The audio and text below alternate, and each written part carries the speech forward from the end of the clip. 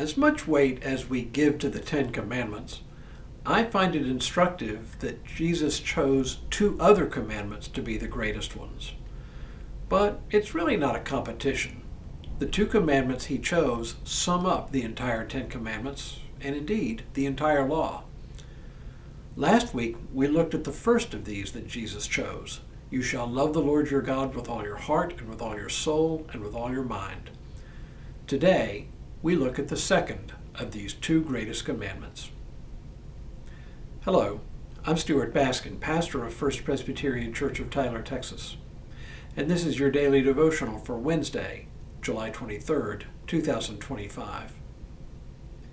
You know the passage and where it comes from. It reads, "And one of them, a lawyer, asked him a question to test him.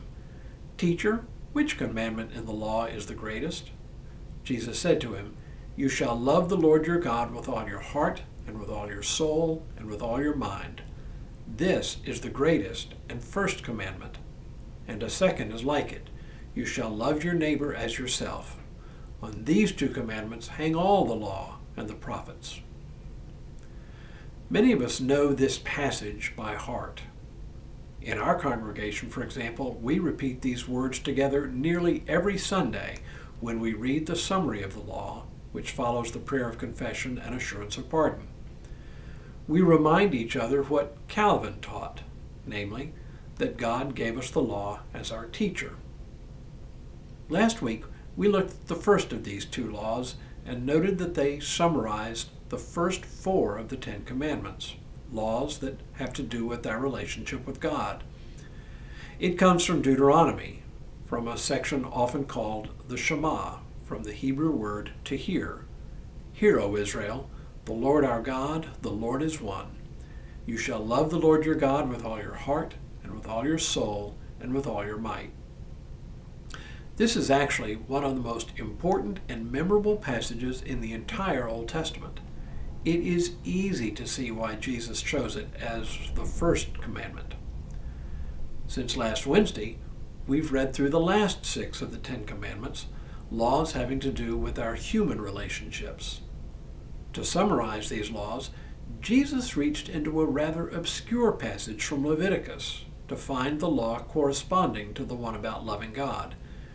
It is from Leviticus 19, part of a larger section containing mostly detailed regulations, such as laws about paying laborers their wages on the day they earn them, making sure to leave what is left in your field after you harvest so that the poor can glean and find their food. When we get to this small section of laws, we read, "You shall not hate in your heart any one of your kin. You shall reprove your neighbor, or you will incur guilt yourself. You shall not take vengeance or bear a grudge against any of your people, but you shall love your neighbor as yourself. I am the Lord." You shall love your neighbor as yourself.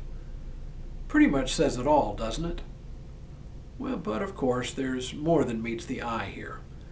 Leviticus 19, the whole chapter, is comprised of laws in response to the overall command, "You shall be holy, for I, the Lord your God, am holy." To be holy means to be set apart, to be different. In the context of the whole Old Testament, the Hebrew people were to be set apart for the larger purpose of being a blessing to all the families of the earth. But how could they be different if they didn't act any differently from other people?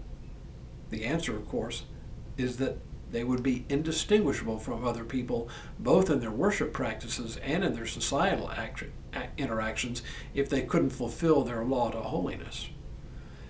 But the requirement to love one's neighbor as oneself is similar to the commonly known directive as we know as the Golden Rule: do unto others as you would have them do unto you.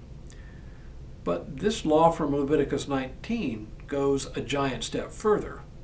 It's not about treating others as you wish to be treated. It's about having the same regard for others as you have for yourself. Subtle, but important. What a difference. In effect, all other laws governing our dealings with other people are truly subsumed under this one law. Together, they teach us what it means to be holy, to be set apart for a sacred use, for God's use.